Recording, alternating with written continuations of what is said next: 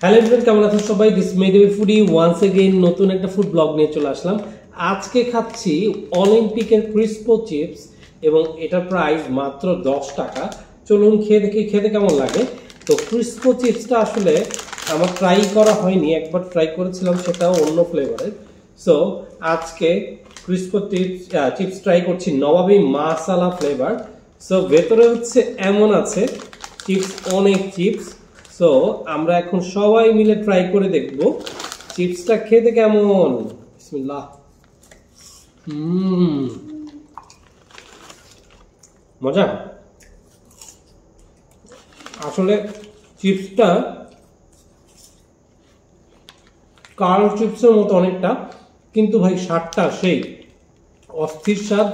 নবাবী মশলা flavour যেটা, এটা আমরা খাচ্ছি এখন।